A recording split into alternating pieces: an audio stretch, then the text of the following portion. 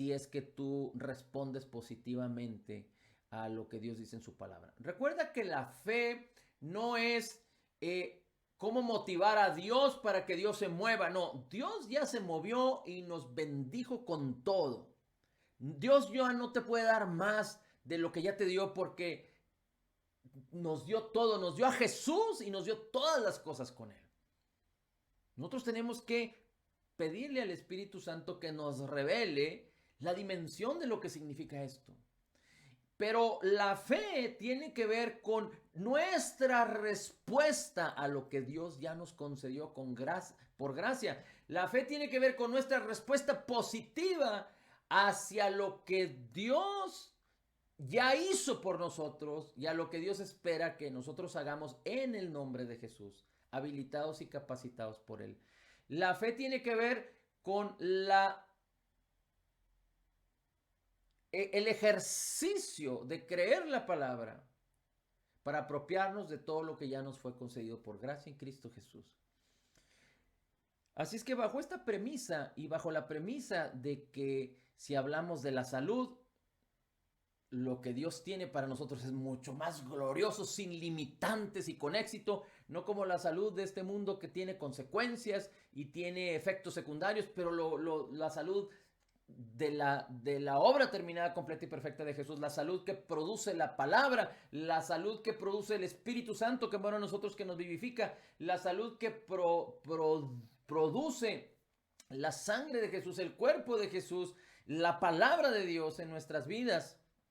La sabiduría de Dios en nuestras vidas es perfecta, es sin consecuencias, es sin obstáculos, sin exigencias. La salud humana requiere exigencias, requiere dinero, requiere disciplina, requiere muchas cosas. Buscar la salud a través de los médicos, de los tratamientos, del ejercicio, de los sistemas nutricionales. Pero la salud divina es por gracia. Es lo que Dios ya nos concedió en Cristo. El tema de la salud humana tiene que ver con buscar en los hombres finitos, limitantes, pequeños. Es buscar llegar al punto para que nos den el servicio o nos otorguen, es buscar la salud. En Cristo, en Dios, en la palabra, bajo la perspectiva bíblica, no es buscar ser sanados, no es buscar la salud, sino es entender que estamos en una posición de salud y permanecer en la salud, en algo glorioso que el Señor conquistó por ti y por mí. Y Él nos da las herramientas, la sabiduría para permanecer en la palabra, permanecer en la bendición. La salud es parte de la obra redentora de Jesús, así como el perdón de nuestros pecados. Así es que permanecer en la salud es permanecer en la palabra, es permanecer creyendo. Ya estamos posicionados ahí. Todo creyente nacido de nuevo, lo sepa o no lo sepa, ya está en la posición de salud.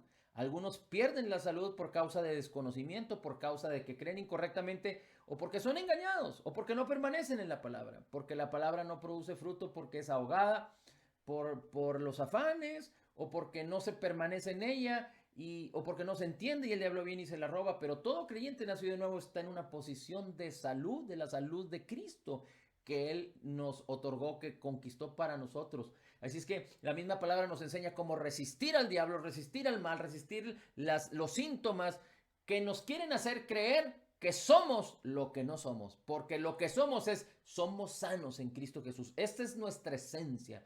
Y de la misma manera, en nuestra alma, en nuestro espíritu fue restaurado, nuestra naturaleza pecaminosa fue llevada a la cruz del Calvario, nuestro espíritu destituido de Dios fue llevado a la cruz del Calvario y nos fue dado un nuevo espíritu, una nueva especie. Somos creados en la justicia y santidad de la verdad, estamos posicionados en victoria, el Espíritu de Cristo es uno con nosotros, así es que fuimos restaurados. Y Dios nos ha dado el poder, su amor ha sido vertido en nuestros corazones para amar. Él nos perdonó de tal manera para perdonar. Fuimos llamados estamos en una posición de reconciliación. Fuimos llamados a reconciliar en este mundo. Para reconciliarse hay que luchar, hay que pelear, hay que intentar por la fuerza o con el dinero o con muchas decisiones, a veces equivocadas, a veces acertadas, y es difícil. Pero, pero este mundo está bautizado en egoísmo.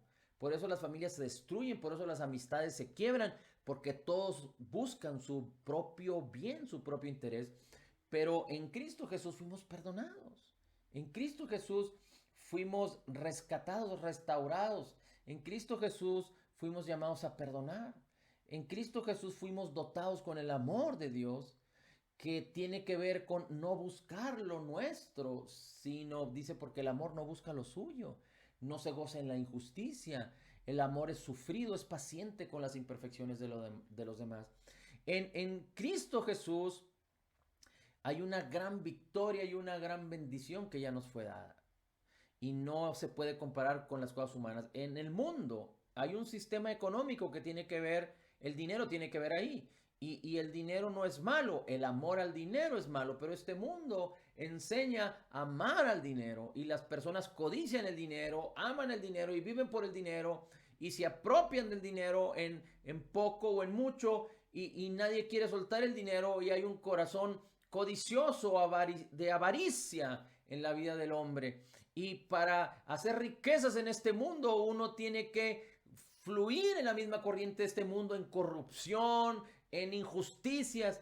Pero las riquezas que nos fueron entregadas en Cristo Jesús, dice la Escritura que Cristo se hizo pobre. En la cruz sufrió la escasez y la pobreza para que tú y yo seamos enriquecidos. Es decir, Dios nos dio el poder de hacer las riquezas.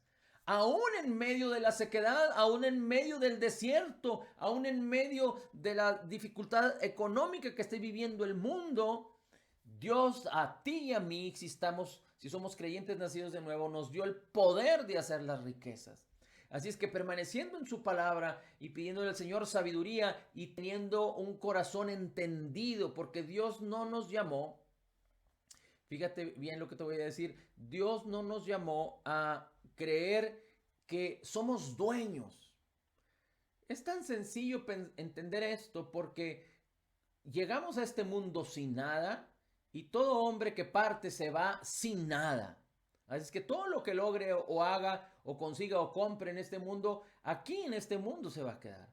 Así es que no somos dueños. En Cristo Jesús fuimos llamados administradores, pero no fuimos llamados administradores infieles. Dios nos habilitó y nos capacitó para ser administradores fieles, y nos dio el poder de hacer las riquezas, y nos dio la sabiduría para dar, para sembrar en el reino.